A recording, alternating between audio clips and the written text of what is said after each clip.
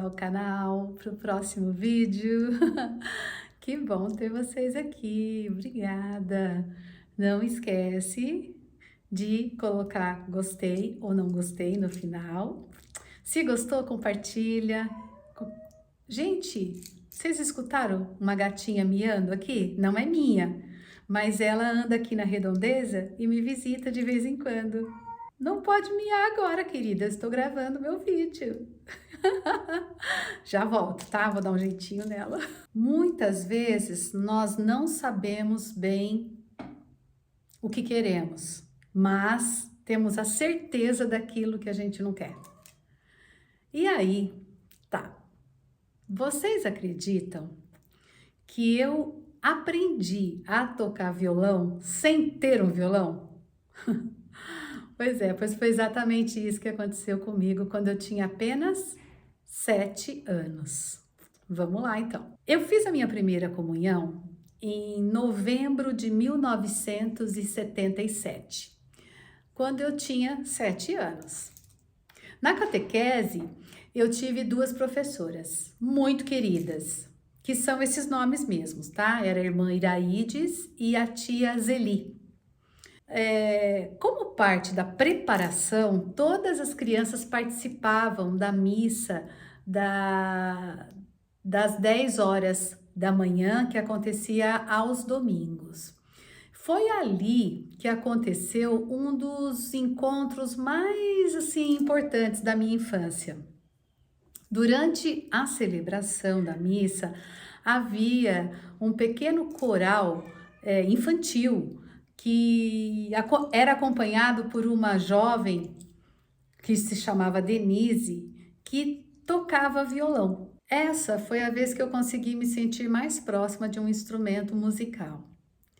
Eu chegava sempre mais cedo na igreja para conseguir um lugarzinho que eu ficasse mais próxima da menina que tocava o violão. Eu queria ficar super pertinho dela. Enquanto todos, seguiam a missa, eu acompanhava discretamente os movimentos que ela fazia com os dedos para fazer as notas e os acordes.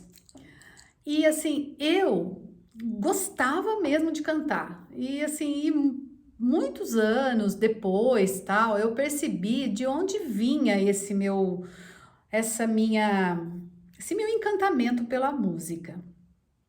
Isso veio do meu pai. Porque todos os dias meu pai acordava bem cedo e ele ligava um rádio logo de manhã para ouvir um programa musical. E às vezes assim, eu ouvia todos os dias quase as mesmas músicas. Mas assim, aos 6 anos eu me lembro do meu pai me levar numa emissora de rádio que tinha um programa de auditório. E eu ia assistir as duplas que iam se apresentar lá. Então, assim, esse universo da música sempre esteve, assim, envolvida comigo. Isso sempre me encantou. Então, a música, ela fazia parte da rotina da nossa casa. E eu fui absorvendo isso tudo, assim, naturalmente. Mas, voltando na missa, tá? Vamos continuar.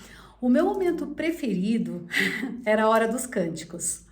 Então, enquanto nós cantávamos, eu observava atentamente a Denise, tudo que ela fazia. Então, um dia eu fui à missa e levei escrito já a letra de algumas músicas que ela tocava lá na missa.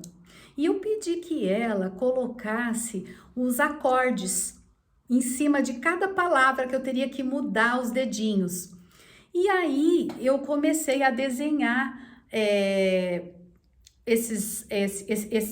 esse braço do violão.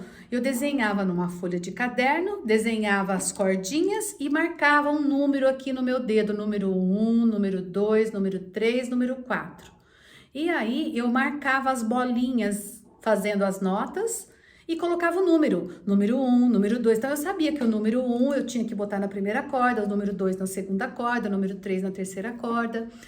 E aí, como eu não tinha um instrumento musical para treinar em casa, eu inventei um. Eu fui até pegar o violão para eu poder explicar para vocês melhor do que eu estou falando. Aí eu pedi para o meu pai, que trabalhava numa marcenaria, que ele trouxesse para mim um pedaço de madeira de compensado para eu poder recortar e fazer isso aqui, só essa parte. E ele não perguntou para quê, mas no dia seguinte ele já apareceu com essa madeira em casa. E como eu fiz isso? Eu desenhei na madeira o formato de um violão e usando um formão e um martelo, eu recortei pedacinho por pedacinho e fiz inclusive esse buraco aqui, ó, eu fiz isso. E aí eu peguei uma ripa, preguei nesse compensado, eu bati os preguinhos aqui, assim, mais ou menos, né, para prender a ripa nisso aqui. E preguei também 6 preguinhos aqui e 6 preguinhos aqui na ripa. E eu desenhei nessa ripa essas casas aqui, olha, 1, 2, 3, 4, 5, 6. Eu fui desenhando.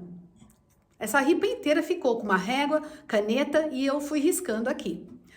E peguei uma cordinha não é bem uma cordinha, é uma linha de pesca do meu pai. E eu estiquei a linha no prego, segurando, amarrando aqui e amarrando aqui. E fui amarrando essa linha, amarrei 6 linhas. E até que um dia, assim, eu fui treinando assim por muito tempo nessa ripinha. Pegava as músicas que a Denise me passava, com as notas, eu desenhava os dedinhos e aí eu ia marcando essas notas no violão e fui desenvolvendo. E para mim, assim, era maravilhoso, né? Porque, assim, eu me sentia que eu tinha um violão mesmo, eu tava super feliz. E até que um dia uma colega de escola me contou que ela havia ganhado do pai um violão. De presente de aniversário. Então, assim, eu quase me convidei para ir na casa dela, né? Super interesseira, né? Então, quando finalmente eu realmente consegui ir na casa dela, e assim, ela preparou as bonecas dela pra gente brincar. Mas eu não fui lá para brincar de boneca.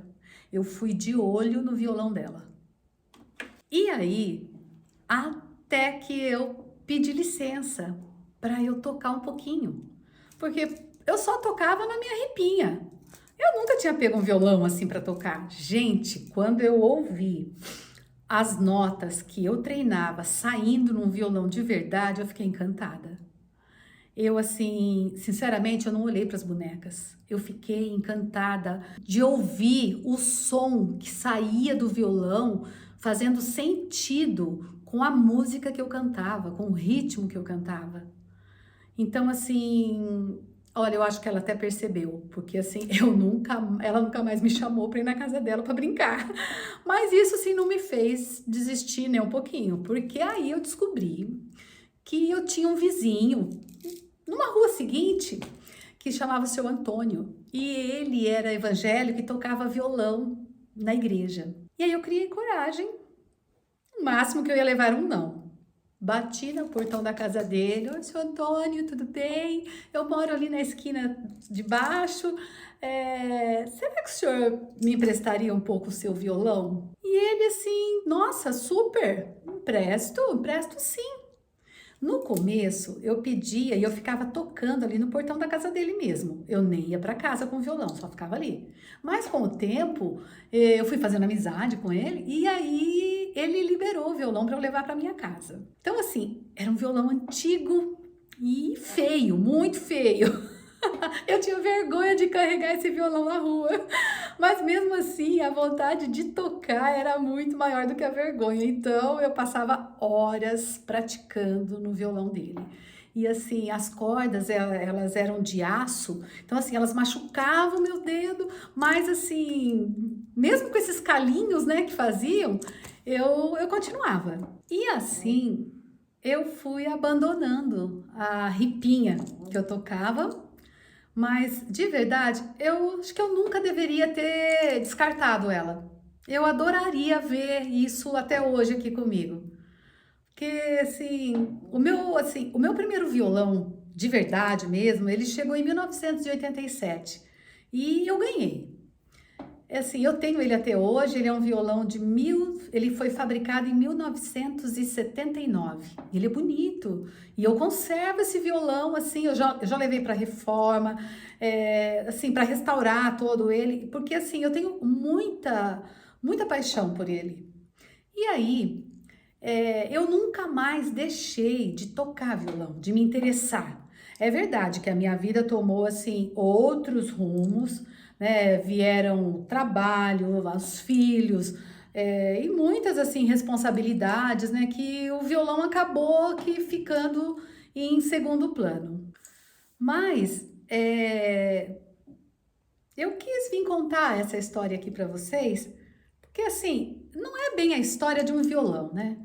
Essa história, ela me fez assim perceber uma coisa muito legal, assim, muito bonita, porque durante muitos anos eu achei que eu gostava de música simplesmente porque eu gostava. Mas eu entendi só depois que meu pai foi quem plantou essa sementinha dentro de mim, sem nunca perceber. Talvez nem ele e nem eu. E às vezes as maiores influências que recebemos não vêm de grandes discursos, eles nascem assim, dos pequenos hábitos que nós vemos dentro da nossa casa. É por isso que eu acredito tanto assim que sensibilidade, educação, bom gosto, eles também são aprendidos pelo exemplo. Aquilo que nós cultivamos diariamente acaba fazendo parte de quem nós somos. E talvez assim, graça e a beleza esteja justamente nisso, nas boas influências que nós recebemos e principalmente nas boas influências que nós escolhemos deixar para as próximas gerações. Então, assim, elegância e beleza também são cultivadas por aquilo que nós alimentamos dentro de nós, diariamente. Pode ser a sensibilidade, a empatia, a cultura, as boas influências.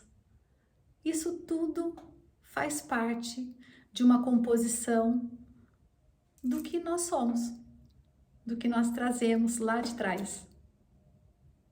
Se você gostou desse vídeo, por favor, pode deixar um comentário, pode compartilhar, deixa um gostei ou não gostei, que eu vou ficar muito feliz de ver vocês lá, tá bom?